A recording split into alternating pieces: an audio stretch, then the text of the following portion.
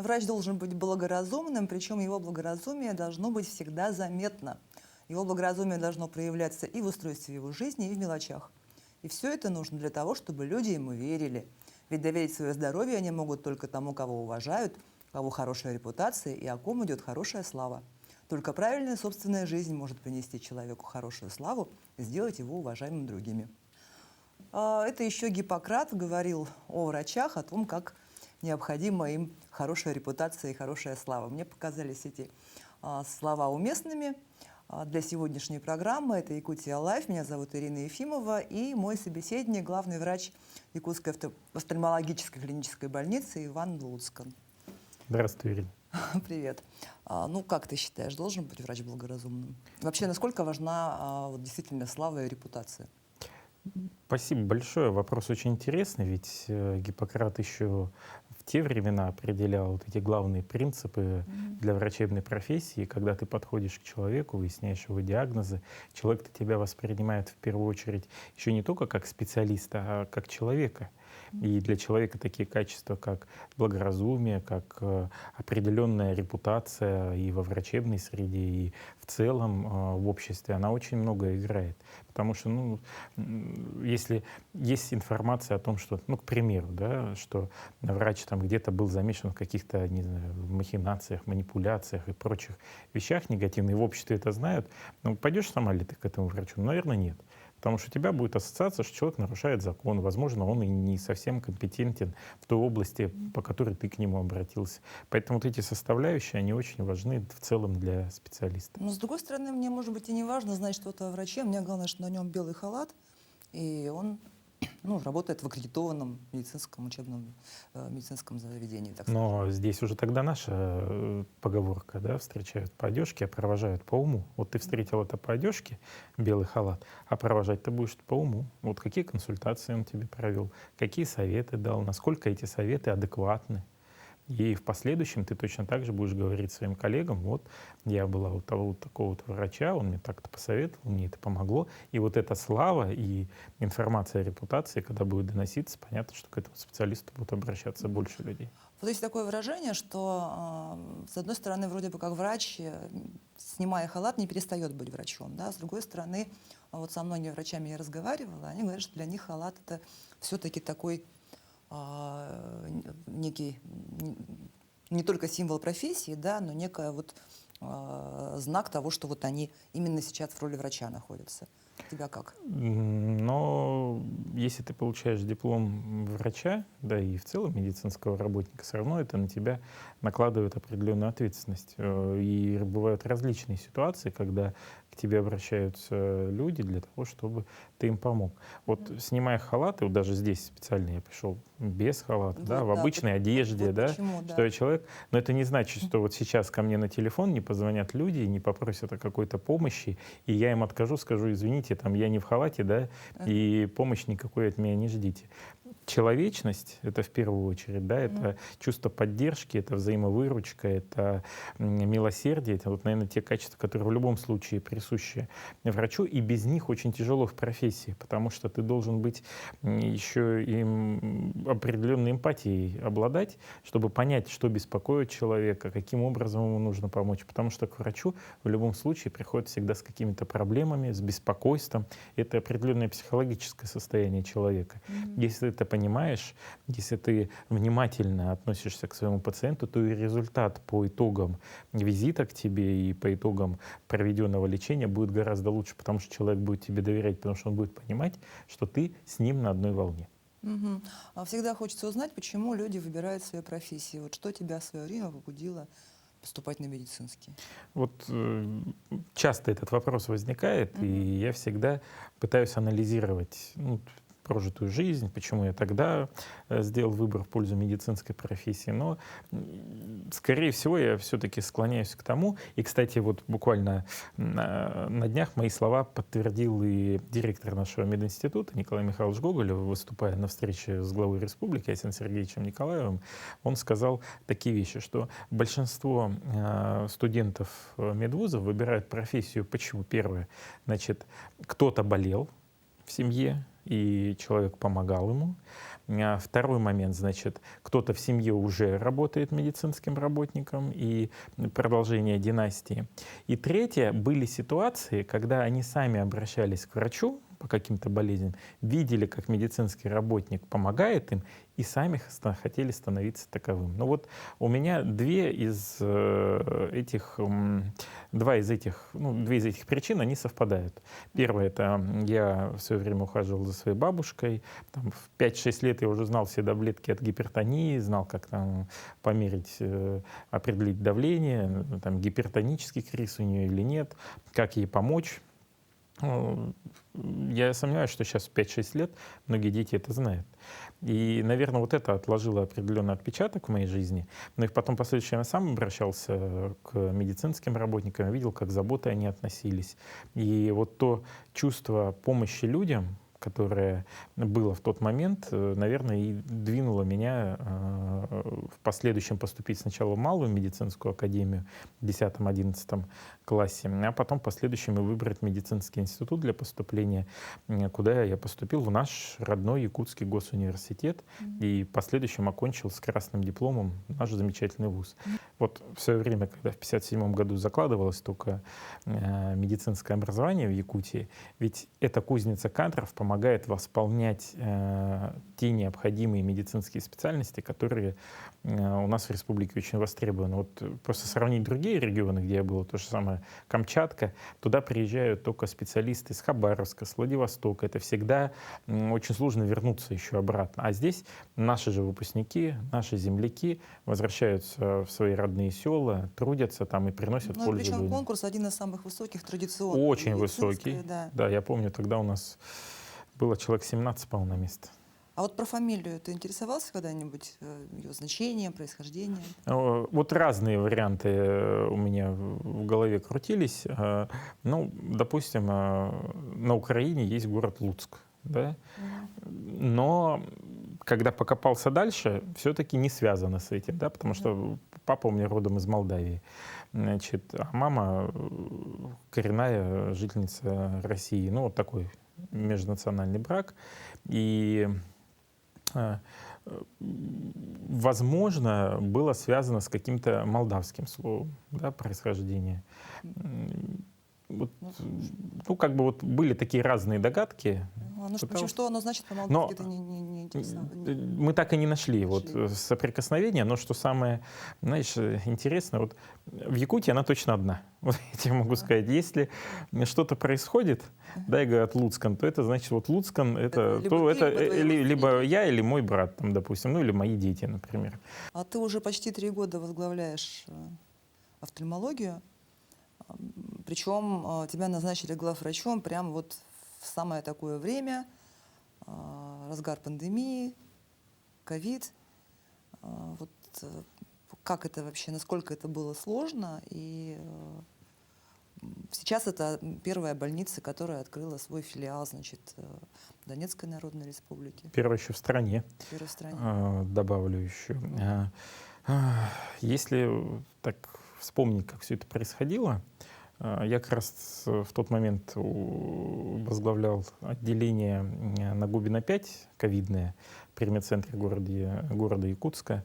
И к нам поступало огромное количество пациентов, помню, иностранные студенты тогда были. И мы открывали отделение психоневрологического нашего интерната для тех пациентов, которые необходима изоляция. И это тоже был интереснейший опыт работы. И для административно задержанных по линии МВД мы тоже открывали определенные койки там с охраной и так далее. То есть вот, наверное, ковид научил меня работе, во-первых, с разными людьми, потому что иностранный студент — это общение на английском языке в основном шло, или через там проректоров, или напрямую с ними. Общение с нашими жителями — это тоже отдельная история, потому что тут же родственники подключались и так далее. Ну и особый контингент, там нужен был особый подход. И я считаю, мы тогда справились очень достойно, и сами отзывы положительные, которые сейчас звучат до сих пор, они об этом говорят. А как получилась офтальмология, значит, в июле месяце ко мне поступил звонок с Министерства здравоохранения Республики о том, что запросили мои документы, сказали, будем рассматривать вас на должность главного врача. Но не сказали тогда, какого медицинского учреждения. Ну, я подал документы, как бы, ну и потом даже подзабыл под это, А у тебя потому что специализация какая врачебная? общественное здоровье, здравоохранение и лечебное дело. Мгм. Значит, и потом, значит, приходит ответ: вы согласованы на должность главного врача офтальмологической больницы. Я тогда очень сильно удивился, но мне министр, тогда Елена Фаридовна возглавляла Минздрав, она ФСЗО. сказала, Мгм. что у тебя специальность общественное здоровье и здравоохранение, ты кандидат наук по этой специальности, соответственно, ты должен работать в любом учреждении, быть готов, в том числе и в офтальмологической больнице. А вот как начались командировки вот эти на Донбасс? С чего это началось? Вообще, чья это вообще инициатива, да? И Ну, здесь вот так вот все сложилось в купе, я бы сказал. Во-первых, было соответствующее обращение от председателя правительства ДНР, тогда Виталий Павлович Хоценко, ныне он в Рио губернатор Омской области, в адрес Александра Сергеевича о том, чтобы направить специалистов с перечисленными специальностями. Потому что в городе Кировске, нашей закрепленной территории из республики, не хватало именно вот тех специалистов. Была создана мультидисциплинарная бригада в лице, значит, невролога, вот нас, офтальмологов, значит, УЗИ-специалиста с республиканской больницы номер 2. Невролог был Смирнинской центральной районной больницы. Значит, с РБ-3 кардиолог подключилась, рентген-лаборант с РБ-3. И мы первым таким выездом, кстати, первым из субъектов Российской Федерации, вот такую бригаду отправили именно на закрепленную территорию. И мы получили только самые положительные отклики от людей. В следующий момент я и сам хотел поехать на территорию, потому что я понимал, что нужна помощь. Но вот это у нас как, видишь, ковид был, да, там, так как в известном фильме операции, да, цементный завод, да, там, еще что-то, ну вот, вроде скажут, ну, выскочка, да, а ведь мной действуют совершенно другие мотивы.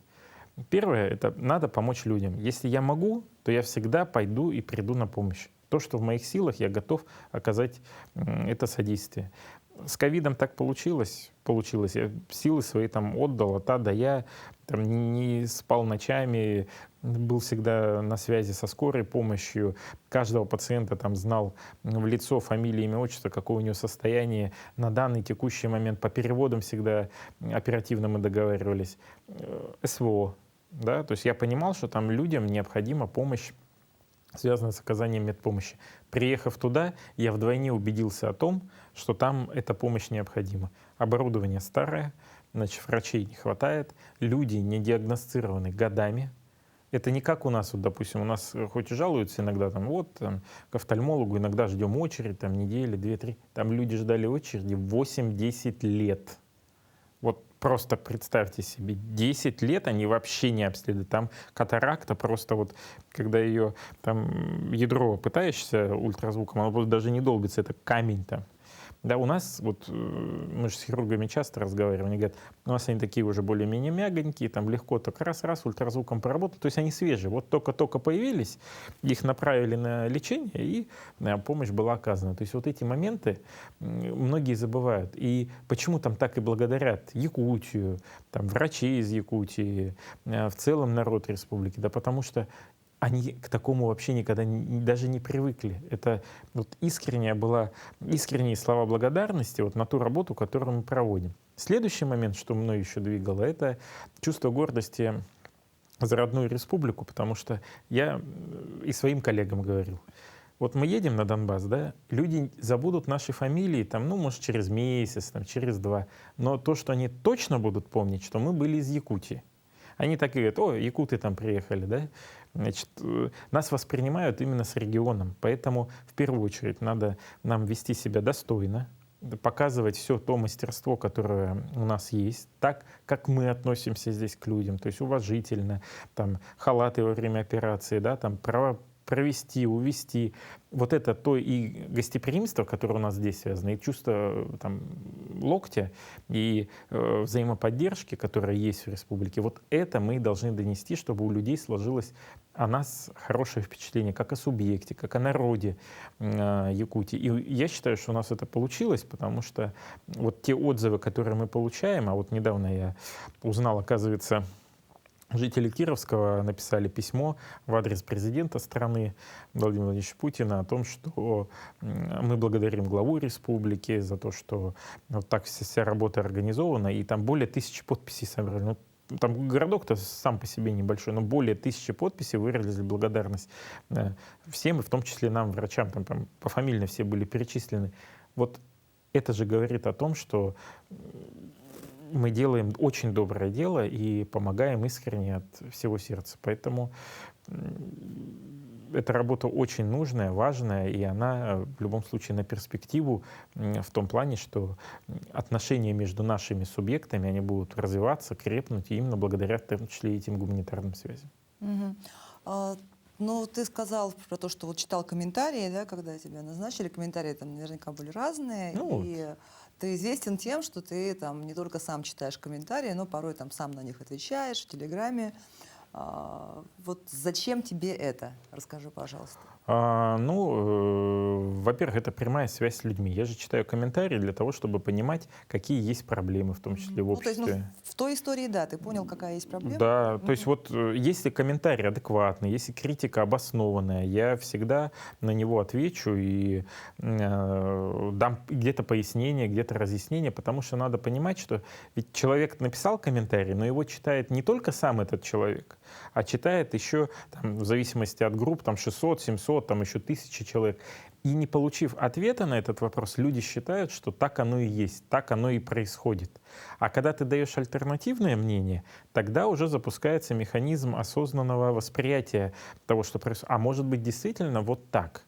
Да, потому что все-таки не всегда мое мнение совпадает с комментаторами. Я стараюсь простым языком отвечать на те запросы населения, которые есть. И это же ведь еще и обратная связь. Я очень много что получаю полезного для себя и в принятии решений, вот и по больнице в том числе, когда говорят, ну, вот там где-то у вас очередь, там где-то у вас там анализы не так взяли, еще что-то. Ну, такие вот обычные там, рабочие процессы. Ведь главному врачу невозможно быть везде. Я же не могу сидеть сразу на всех 3 этажах больницы, в каждом кабинете, и чтобы у меня там был агент там, или мои... У меня только всего 2 глаза. Да, и информация, которая стекается с разных источников, я ее анализирую, исходя из этого принимаю решение, что улучшить, где что изменить, где у нас что-то не получается, ну, извиниться перед людьми. Я этого никогда не стесняюсь. Если действительно наша была ошибка, и мы ее признаем, и я перед людьми извиняюсь. Вот когда у нас были там очереди в неотложке, действительно была проблема. Потом мы там изменили немного подходы, усилили бригаду врачом, и мы эту проблему решили. Так что это такая дорога с двусторонним движением, очень полезная друг для друга.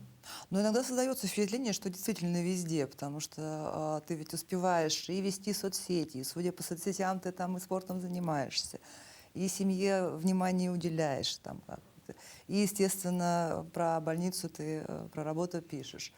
И, значит, тут ты передачи ведешь, да? Мы же с тобой начинали это как ведущие, теперь у тебя тут в рамках программы «Мой доктор» тоже разговариваешь с врачами разными, тоже полезное, нужное, важное дело. Вот как ты вообще, как ты все успеваешь? Ну, я не все успеваю, да, потому что все-таки в сутках 24 часа, а не больше. И хотелось бы успеть больше. На самом деле я понимаю, что есть очень много интересных проектов, которыми я бы хотел заниматься, и мне это интересно с точки зрения погружения, что это, я понимаю, что это принесет пользу определенную. Но больница все-таки это слаженная команда. Благодаря команде заместителей главного врача, заведующих отделений, старших медсестер, самого медицинского персонала, четкого распределения задач между ними, понимания уровня ответственности, кто за что отвечает, часть обязанностей можно распределить грамотно, чтобы процесс двигался только вперед. вот те задачи, которые сейчас ставятся перед здравоохранением, они в конечном приведут вот к исполнению этой, что все вокруг человека. Просто сейчас надо новые формы использовать. Вот тот же самый дистанционный мониторинг здоровья, это цифровой профиль пациента, это когда у нас, вот сейчас в госуслугах у нас же есть возможность и выписки все получить, то есть уже можно за ними не бегать, а в последующем же ведь благодаря выпискам будет формироваться вся твоя медицинская документация, все анализы туда уже подшиваться, тебе уже каждый раз не надо будет бегать к То есть оно все в врачу. облаке будет? Все Просто будет сразу, да, там. И ведь медицина-то не стоит на месте, и якутская в этом плане тоже не отстает. Мне же пациенты говорят: о, мне на госуслуги уже пришла информация, что я у вас там был, и вот я оттуда выписку скачал, можно было не приходить. Просто вот это к тому, что ты говорила, проект «Мой доктор». Мгм. Напомню, что я его веду абсолютно на волонтерских началах. Да, а то многие еще думают, что я там зарплату еще большую получаю. Нет, это абсолютно благотворительный проект. Цель-то его основная какая? Это профилактика. Донести нужную информацию до людей о тех или иных заболеваниях. Потому что вот у нас очень много в интернете там пишут. Я иногда читаю, у меня волосы дыбом встают. Столько всякой информации ненужной, неправдивой, ничем не подтвержденной, а люди этому верят. Так лучше поговорить со специалистами, профессионалами своего дела, которые четко скажут: да, вот белое — это белое, там черное — это черное. Вот тогда и будет результат нормальный. И чем больше этой информации будет в средствах массовой информации, в социальных сетях, тем лучше, потому что здоровье — это тот ресурс, который не купишь никогда, ни за какие деньги, это точно. А все-таки для телевидения для тебя это что? Это хобби? Хобби, конечно.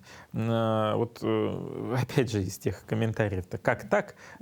Вот телеведущий стал главным врачом. Да, Это, да, да, да, да. это же классика. Телеведущего назначили главным врачом. Это вот ошибка нашего восприятия, потому что, ну смотри, никто же меня не видел там в больнице, да, большей частью. Ну, работает там, да, сколько ко мне приходило там пациентов, там, ну, 10-20.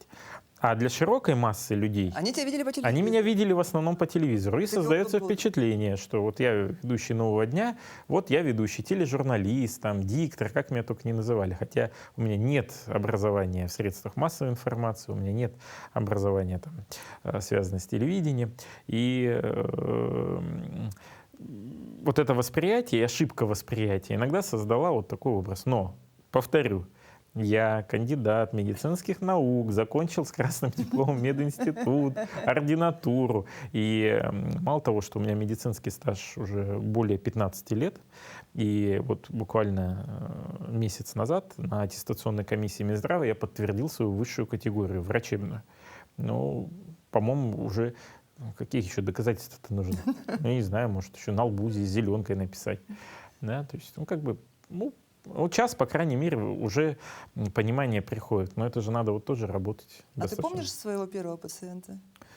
О, вообще помню. Я же ведь начал работать еще в школе. Вот это тоже такой немаловажный факт из жизни.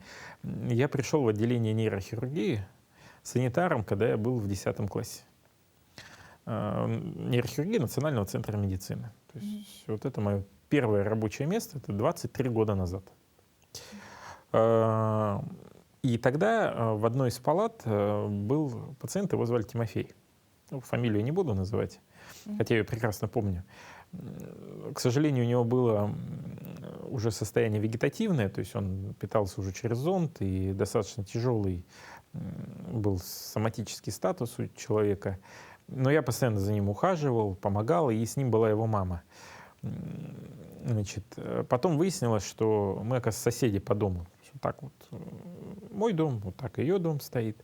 И мы потом часто пересекались, общались, и вот спустя лет 20, да, ну, к сожалению, парень ушел из жизни, и вот через 20 лет она мне сама написала в социальных сетях о том, что вот, Ваня, я тебя до сих пор помню, я благодарна тебе, что ты всегда тогда относился по-доброму к нам и помогал мне и так далее.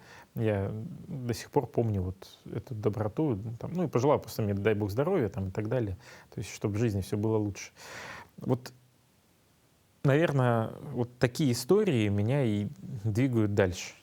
Вот когда действительно искренне помогаешь, стараешься помогать, ведь делаешь ты это же вот отсюда, от сердца. А ты говорил, что за бабушкой ухаживала, да, в детстве? И Бабушка моя умерла в 2000 году, она похоронена здесь, на Маганском кладбище.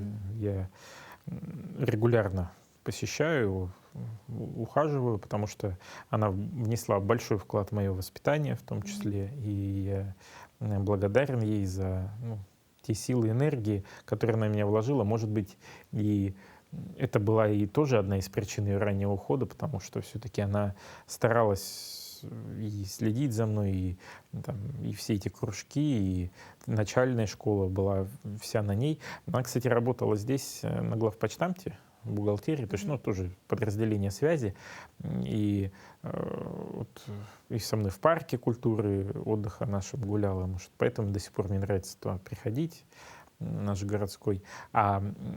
Кстати, привезли меня, когда я родился, я вот сейчас вспомнил, что про связь-то, в общежитие на Ленина 6. Это вот та общага связистов, которая достаточно знаменита сейчас, к сожалению, с отрицательной стороны. Вот. Но вот это мой первый дом был, в котором я жил в Якутске. Ну, получается, родители работали в основном, и тобой бабушка Да, и поэтому, занималась потому что родители, в основном они были молодые, только вот начинали свой трудовой путь.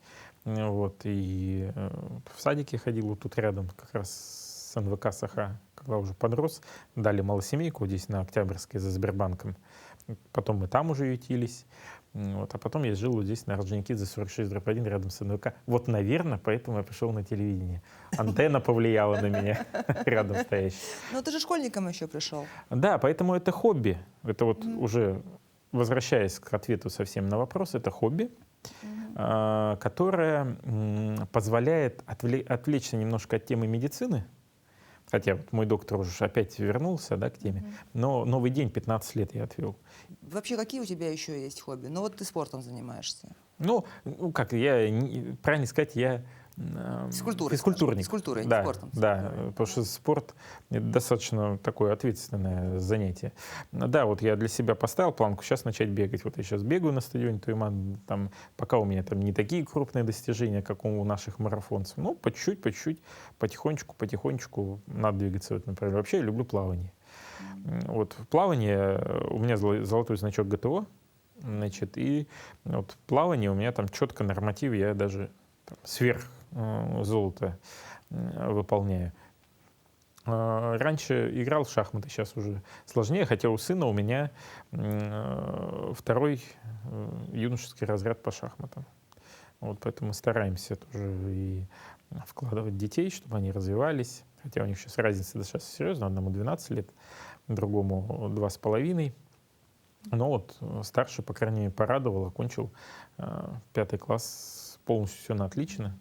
А детьми тоже бабушки занимаются или сами? Нет, большей частью сами все-таки, но благодаря жене, в основном сейчас, с учетом того, что она находится в отпуске по уходу за ребенком за младшим сыном, она сейчас активно занимается 2 детьми.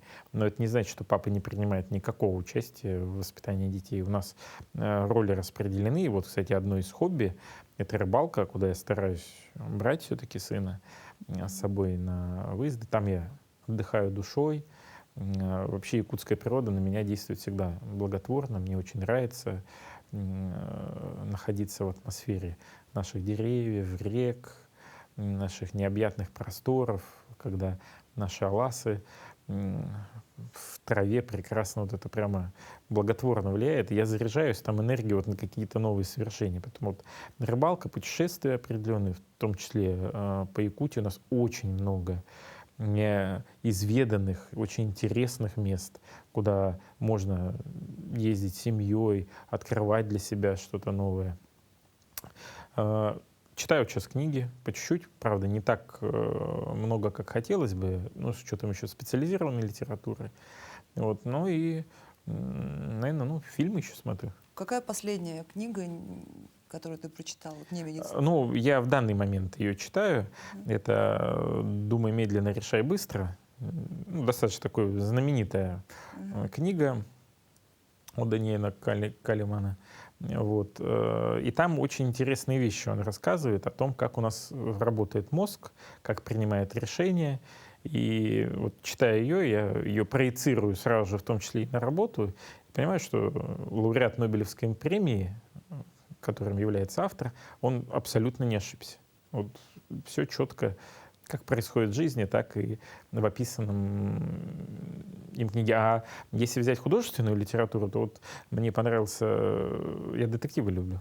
Вот один западный писатель Майк Омер, вот я его почитал, детективы, очень интересно, там про девушку, которая помогает в расследовании преступлений, логически выстраивая портрет и психологически преступника. Ну, то есть она такая интеллектуальная книга. Вот больше мне нравится такая литература для чтения, которая позволяет нагрузить твой мозг, чтобы он активно работал. Кстати, это профилактика болезни Альцгеймера. Такой стоит. Готовишься? Ну, это, к этому надо каждому готовиться. И вот чтобы ее не было, да, надо регулярно нагружать мозг различными интеллектуальными вещами. Ваня, есть какие-то правила жизни, которые бы ты хотел вот своим детям передать?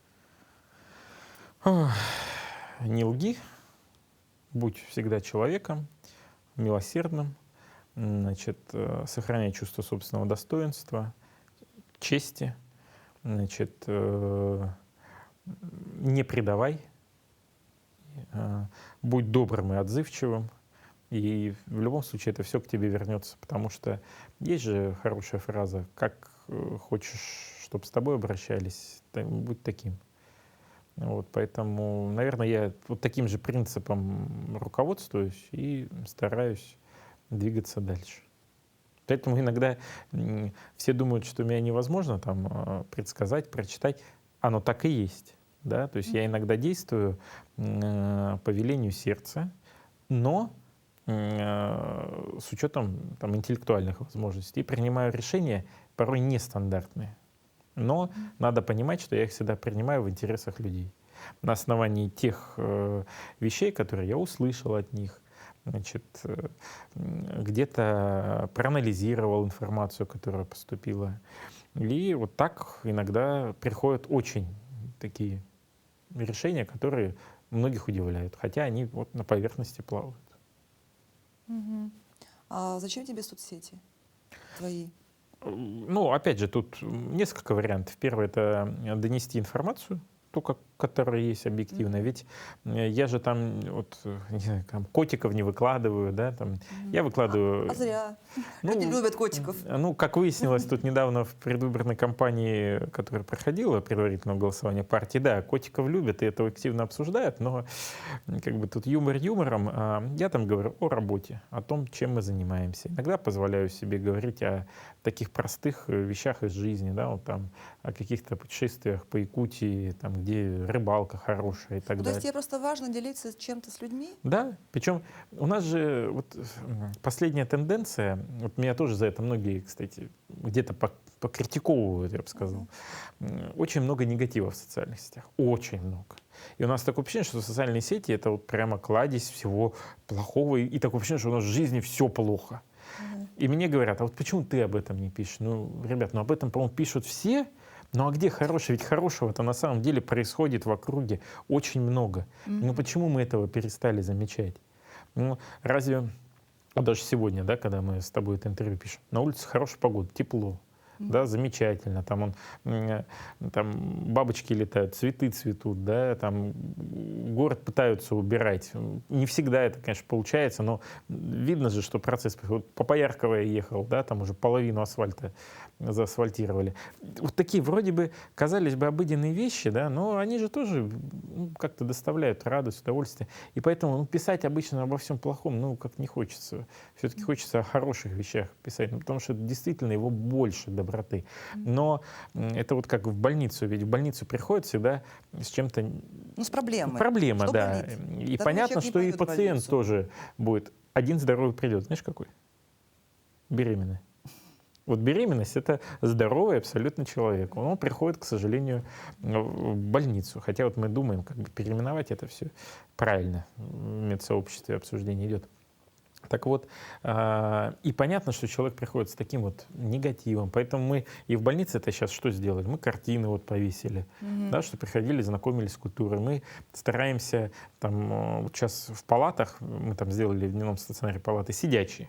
Вот это тоже введение такое, да, чтобы большее количество людей провести сидячие, но тут же поставили кулер, пожалуйста, водичку попить, там, ну, вот такие какие-то элементарные вещи, которые могут скрасить пребывание в учреждении и чтобы люди чувствовали, что к ним относятся как к людям, как к гостям, к уважаемым гостям, а не как к пациентам.